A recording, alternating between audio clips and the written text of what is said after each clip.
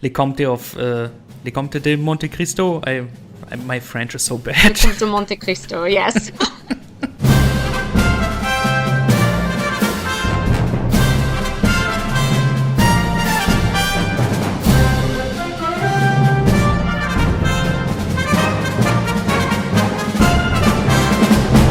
Hello, fellow film music fans, and welcome to the newest episode of Track Swap. Your friendly neighborhood German guy Lasse Vogt truly hopes that you survived Halloween season joyful and safely. My guest today is a person who should already be familiar to the fans of Sideshow Sound Radio, Jen Wolf. Hello! I'm glad to finally be on this show. I've been very excited. Yes, it's really amazing. After 10 episodes, you are the first female guest on this show. How does that feel? Well, I'm glad we're finally getting some female representation, and I'm sure there's more of us out there who would love to participate. Yeah, you would really think, but I even put like a big search out on Twitter today. And so far, I think all of the people who reacted were male, which is kind of, I'm glad for everybody who comes on the show, no bias, but I really want to get more diverse guests. Yeah, oddly enough, this is reflective of the film composer world. It's very heavily male populated, so more female fans hopefully leads to more female composers being used. Yeah, that would be really awesome. The very first episode featured a female composer, so that's something. That's true. So, let's not wait any longer and get started with our music selections. Jen, you are first. Tell us about your picks. All right. Well, I picked for you the French miniseries adaptation of The Count of Monte Cristo, which was written by Alexandre Dumas. And this version is starring Gérard Depardieu, directed by José Dayan, and the music is composed by Bruno Coulet. It's a name some of us should recognize. He did Coraline. So the first track I chose is Obsessions. It's his track 9 on this relatively short score. And I love this piece. It's very dark and broody. It's full of rumbling piano, a lot of, bass registers of bassoon and cello and double bass to fill out the orchestration. There's not a lot of brass instruments really in this whole score. It's really focused more in the strings and woodwinds. And I think that gives the entire score, and this piece especially, that very very dark, sinister feeling. And, the track being called Obsessions, and just given the story, it really lets you know that, something is not quite wholesome. It's not really out for a happy time here, the Count of Monte Cristo. He's after revenge, and this is him plotting and really getting to know his opponents and how he can really bring ruin to everyone that wronged him, and you really hear it in the orchestration.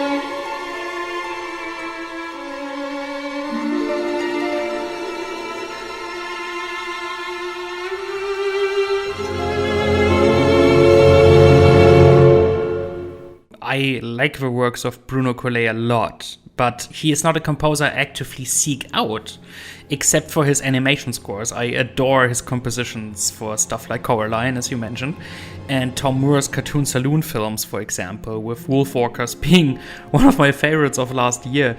However, my first encounter of his work was the chorus from 2004. I even sang some of the songs in choir camp. Yes, I'm so glad. Yeah, but this one, however, is an entirely different animal. I know that there have been several adaptations of The Count of Monte Cristo, but I was not familiar with this one, I think.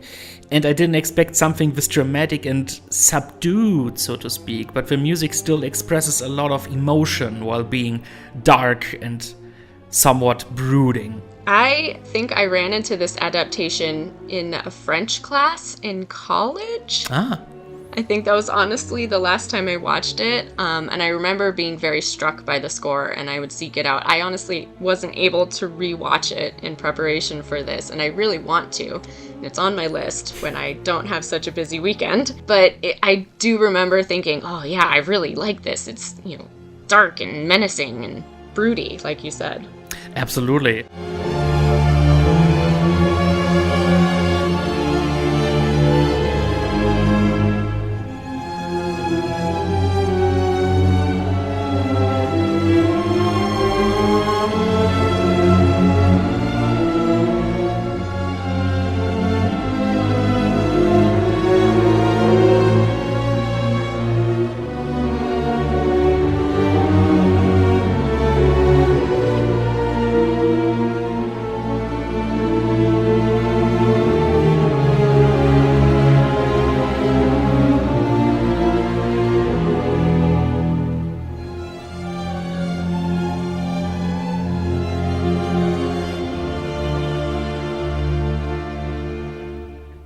Please talk about the second track you chose. All right, the second track I chose was Le Jeu, which translates to the game. And this piece is very much in contrast to the previous one. This one is much more staccato in the string figures, and it implies a lot of movement and mischief, whereas the previous piece, Obsessions, was much more larghetto in nature. But we also get this really lovely melodic string line that's brought in that counters the string ostinato, but these heavy-hitting piano accents that just, oh, by the way, this game is revenge, and I love it.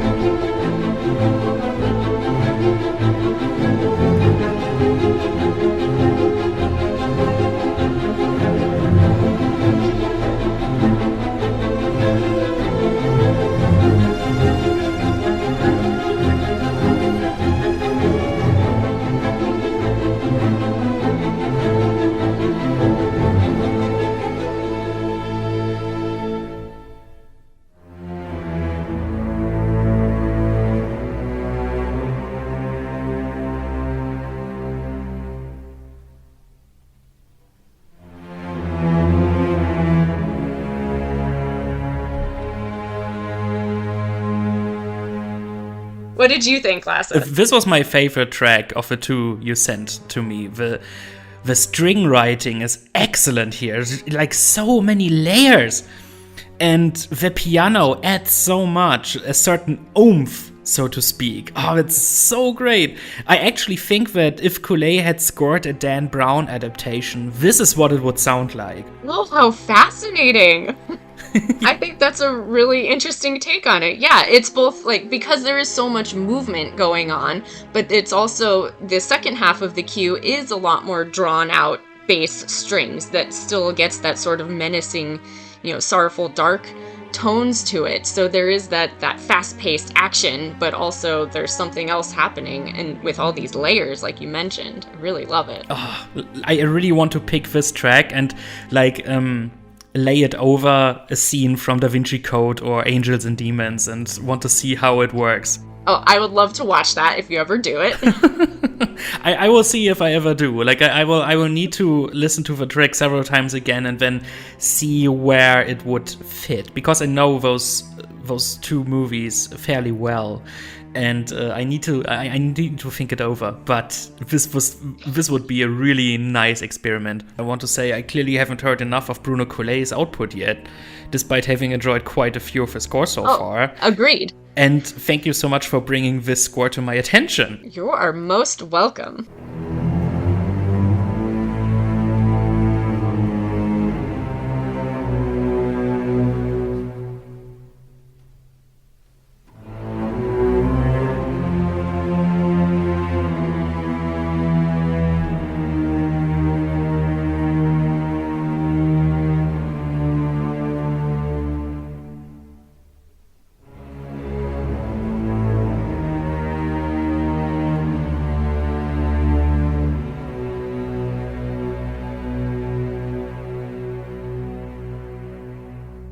Well, can you tell me about the tracks you chose, Lasse? So, to my picks, which are also from a drama, although from a much more epic one, so to speak. It is from the 2007 miniseries adaptation, another miniseries of Tolstoy's War and Peace, directed by Robert Dornhelm and starring Clémence Poésy, Alessio Boni, Alexander Beyer, Malcolm McDowell, Hannelore Elsner, and many more. I remember having watched at least the first episode and parts of the others when they aired, but back then I wasn't at an age to be able to stick with it all the way through. I really should rewatch it someday. What stuck out to me, however, was the music, composed and co-orchestrated by Polish composer Jan A.P. Kaczmarek, who at this point was already an Oscar winner, thanks to Mark Foster's Finding Neverland from 2004. For a story like War and Peace, you need a ton of sweeping emotion and dramatic chops. And Kaczmarek delivers. The first track I brought is the main title theme, War and Peace, which accompanies the opening credits in a shortened version. In this album version, it's longer. The very first few seconds with the very moving horn theme and a hint of military drums underneath, always manage to give me chills.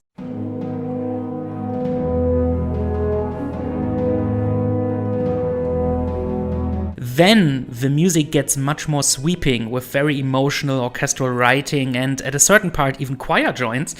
An especially great touch are the bells, which only come in here and there, but when they do, add a sense of epic grandeur to the theme.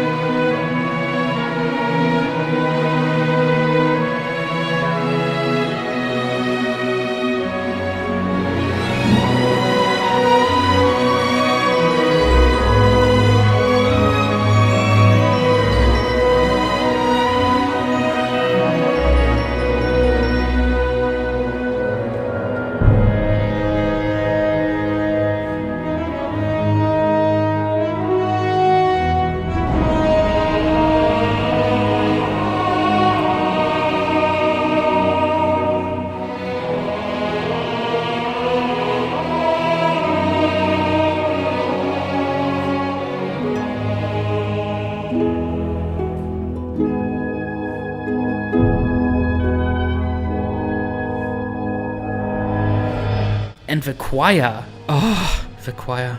I can't even describe the effect these voices have on me. Just listen for yourselves.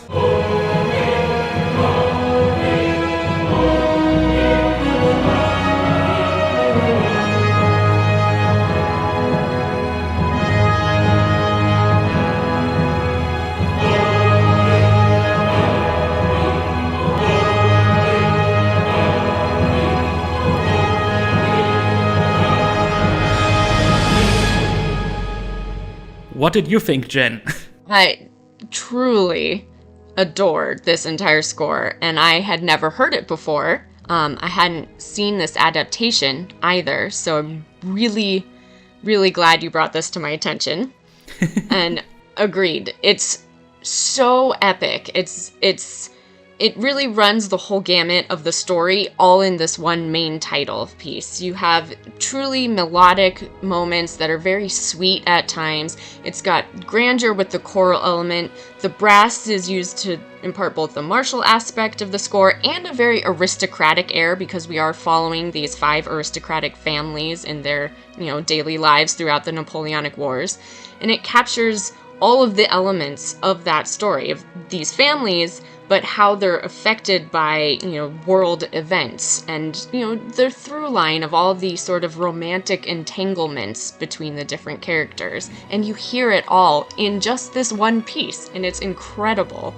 So glad you enjoyed that one. And the second track is actually track 7 of the album, Austerlitz, and accompanies the famous Battle of Austerlitz, which in the show is sadly missing the snow, which historically should be present, but whatever. The battle is brief, but still impressive, and Kaczmarek's music is a big reason why. The orchestrations are big, booming, and with many militaristic touches, be it in the brass flourishes and especially the percussion writing, which is outstanding here. But I think it might be the strings I'm most impressed by, just chugging away, adding an inescapable and grim rhythm to the mix. Even the bells return. There is actually a specific theme for the battle, first being heard at 2 minutes and 32 seconds.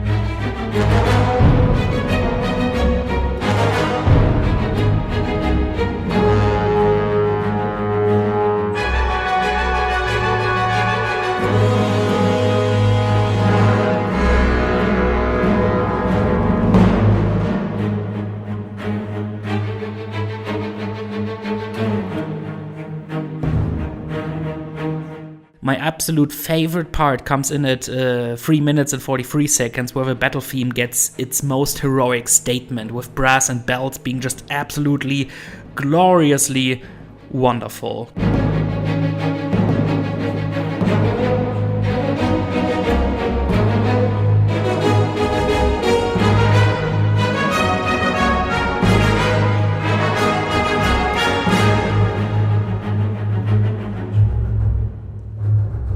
Again, absolutely fantastic. It sounds like a military campaign. Again, the percussion, the brass, that string ostinato that you mentioned loving, that gives the driving force to the track. And those bells or anvil hits, I don't know what they are. Are they bells?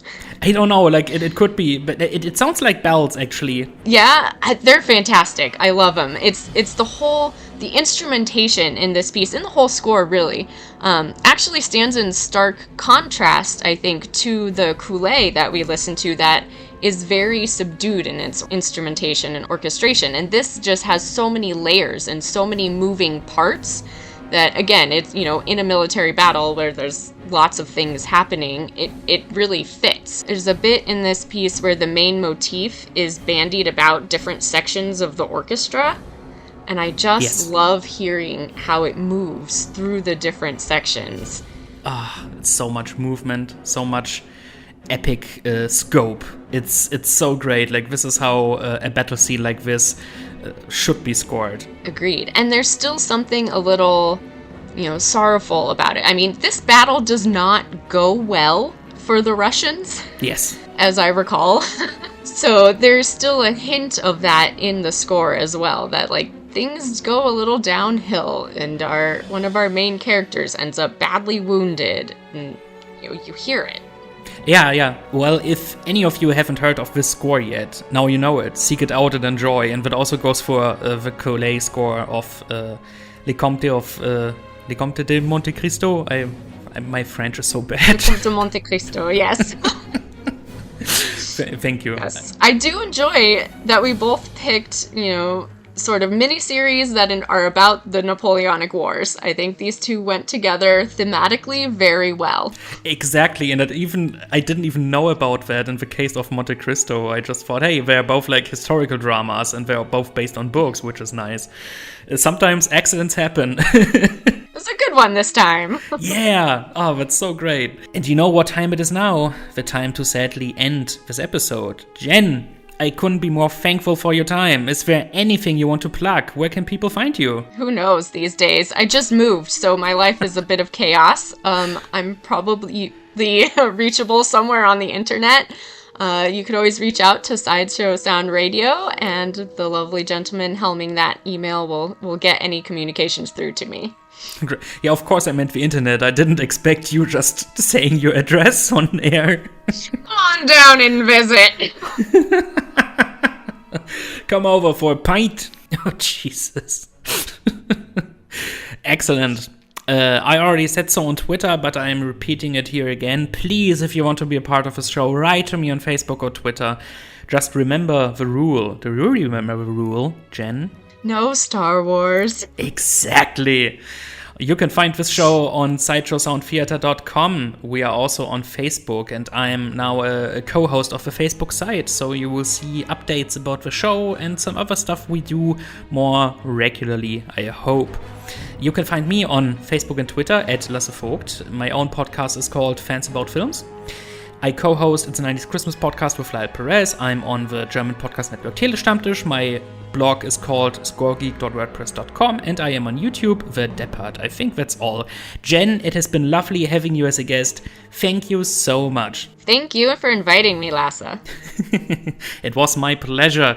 And you, dear listeners, stay tuned for future episodes where we might play something familiar, something loud, something quiet, and of course, something obscure. Keep it up, and I'm looking forward to your feedback. Have a great day.